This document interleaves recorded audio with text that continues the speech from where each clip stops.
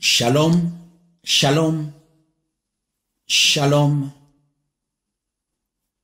peuple créé à l'image du Dieu Tout-Puissant.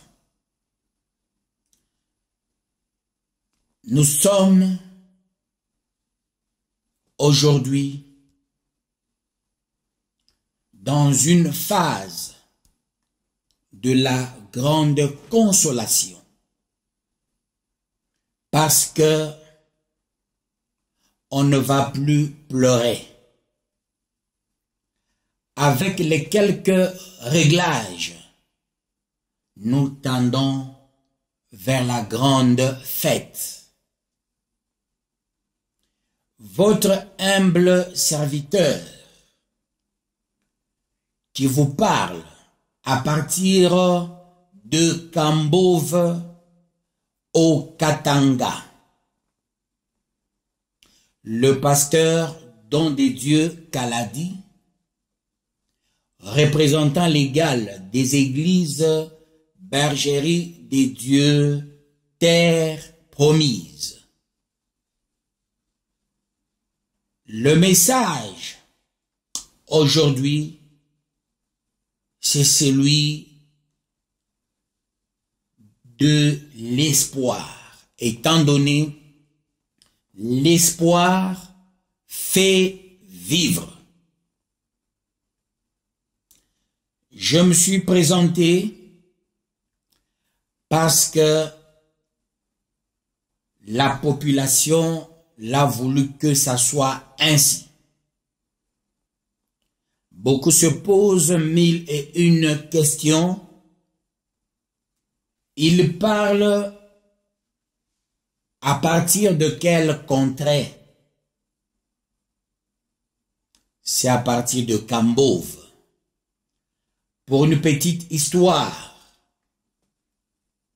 Kambove, c'est le coin qui a plus les activités minières et d'autres champêtres. Un coin qui a fait des États-Unis une grande puissance mondiale avec notre uranium de Chinkolobwe et qui a fait de la Palestine et d'Israël en 1948 les États. Kambove constitue un coin de proue. Même Léopold II avait son représentant ici à Kambove lors de la colonisation et à Moanda au Bas-Congo. Kambove, c'est le coin choisi pour la mission avec M. Springer de l'église méthodiste. Kambove, c'est le coin qui a créé beaucoup de pasteurs, beaucoup d'autorités, beaucoup de sportifs, beaucoup d'intellectuels d'une haute facture. Aujourd'hui, Kambove constitue un coin inoubliable, un coin qui va changer l'humanité.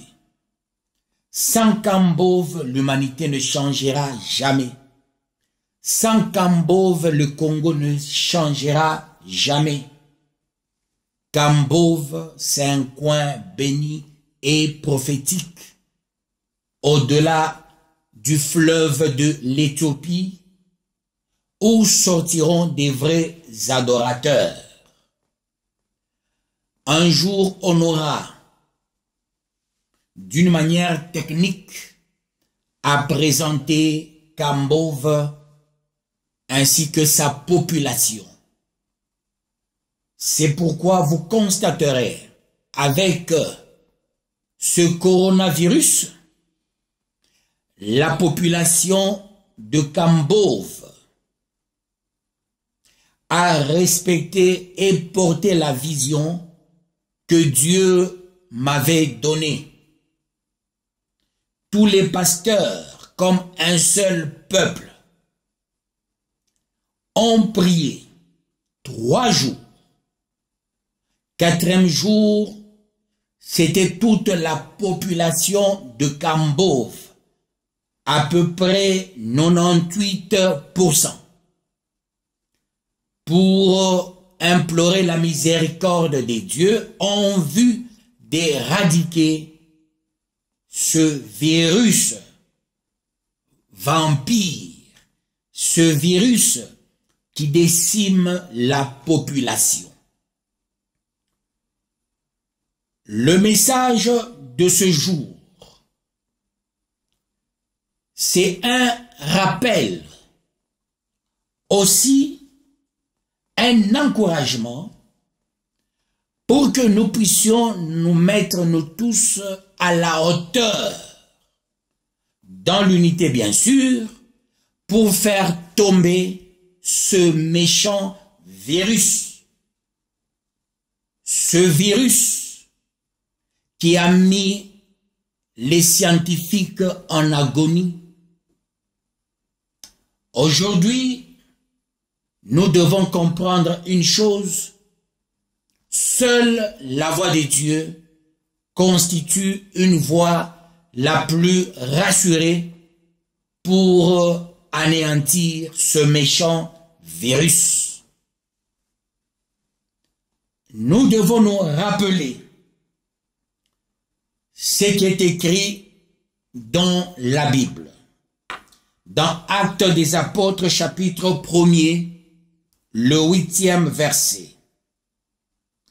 Mais vous recevrez une puissance, le Saint-Esprit, survenant sur vous, et vous serez mes témoins à Jérusalem, dans toute la Judée, dans la Samarie et jusqu'aux extrémités de la terre.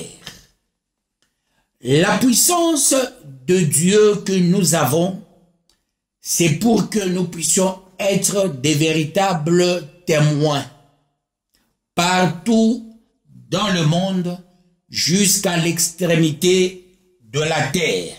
Étant donné dans Actes toujours 2, cette fois-ci, 17 à 18, il est écrit: dans les derniers jours, dit Dieu, je répandrai de mon esprit sur toute chair. Vos fils et vos filles prophétiseront. Vos jeunes gens auront des visions. Et vos vieillards auront des songes. Oui, sur mes serviteurs et sur mes servantes, dans ces jours-là, je répandrai de mon esprit et ils prophétiseront. C'est leur peuple de Dieu de prophétiser en bien et non en mal. On n'a plus besoin des prophètes des malheurs et des prophètes de pacotille comprenant mal la parole de Dieu. La parole de Dieu, elle est unique et exécutoire. Elle ressort ses effets illico presto. Et étant donné, il nous a donné la parole, qui est la puissance, ce Saint-Esprit que nous avons, que nous possédons dans ces derniers jours. Nous devons manifester cette puissance qui est en nous, en prophétisant, en déclarant, en donnant le message de l'espoir. Aujourd'hui, le message de l'espoir, c'est la fin de ce vampire qui a assez sucé le sang des innocents. Et ce vampire, c'est ce qu'on appelle coronavirus. J'aimerais rappeler quelque chose qui a mis en agonie l'OMS.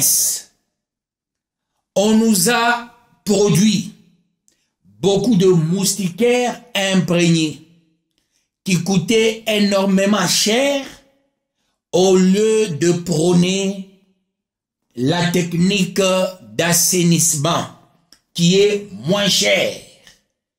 Et si il fallait commencer par la technique d'assainissement partout dans le monde, au lieu de nous produire les moustiquaires imprégnés, on ne serait jamais en train de pleurer un virus qui décime les autorités, les prêtres, les pasteurs, les ingénieurs, les savants, les docteurs, les professeurs, musiciens, étudiants et j'en passe. On serait loin. OMS, revois ta manière dans ce monde.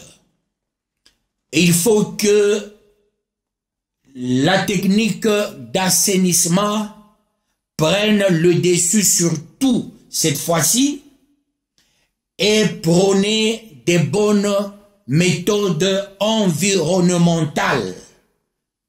Et dans ce cas, on n'aura jamais une pandémie qui pourra décimer beaucoup de gens ici-bas sur la terre. Mao Tse-tung, il avait dit ceci: une simple étincelle peut allumer un feu de savane. Aujourd'hui, la simple étincelle prônée par Mao Tse-tung, c'est vers les années 1970 qu'il avait déclaré. Et moi, je suis tombé sur ce livre vers les années 86-87. Vous comprendrez, dans ma mémoire, il y avait l'énoncé de Mao Tse-tung. Nous tous, nous allons conclure aujourd'hui, la simple étincelle est en train d'allumer le feu de savane. Voilà pourquoi au jour d'aujourd'hui, on a besoin d'une franche unité. On a besoin des intelligences. Cessez de politiser l'affaire. C'est le temps des intelligences actives, constructives, les intelligences pouvant apporter la solution aux problèmes que nous connaissons. Merci aux présidents de tous les pays dans le monde, les empereurs, les rois et la reine. Nous sommes dans la joie parce que vous avez écouté le message et vous avez répondu massivement avec des actes prépondérants, lesquels actes ont débouché à des solutions adéquates. Merci aux hommes de Dieu partout dans le monde. Vous avez écouté le message et vous vous êtes mis au niveau, à la hauteur de votre appel, votre vocation. Merci à la population de Kambove qui a fait un travail extraordinaire de soutenir l'humanité pour l'éradication de cette pandémie. Sous la pluie, les bébés, sous la pluie, les enfants, sous la pluie, les autorités, sous la pluie, les militaires, sous la pluie, les hommes de Dieu, sous la pluie, vous avez manifesté, peuple de Kambove, que vous n'êtes pas n'importe quoi, vous n'êtes pas n'importe qui, et Dieu a écouté la prière. C'est pourquoi nous disons, humanité tout entière, c'est l'heure de bénir Dieu, parce qu'il a déjà répondu. C'est l'heure de l'élever, parce que le Saint-Esprit est en action. Maintenant, c'est l'heure de témoigner, et vous verrez, il y aura des guérisons sur guérisons. Les États-Unis ont encore un problème. Cela est lié à la politique de l'Autriche. Étant donné cette politique de l'Autriche qui était mise en exergue, ça avait comme conséquence les victimes en train de tomber aux États-Unis. Peuple des États-Unis, je vous garantis, à dater de ces jours, Dieu venait de vous visiter, vous rirez comme les autres, comme la population de l'Italie, de l'Espagne, ceux-là qui pleuraient chaque jour. En Afrique, la bonne nouvelle, nous sommes immunisés. Gardons les consignes barrières de cette pandémie. Lavons nos mains. Soyons loin des autres. Sortons rarement. Marchons avec l'esprit de la hauteur. Ensemble, nous allons vaincre l'ennemi. Que Dieu bénisse l'humanité. Que Dieu bénisse les hommes scientifiques. Que Dieu bénisse le corps médical. Que Dieu bénisse les pasteurs. Que Dieu bénisse la bergerie des dieux, terre promise, en train de m'accompagner dans ce travail. Recevez la bénédiction au nom de Jésus-Christ. Amen.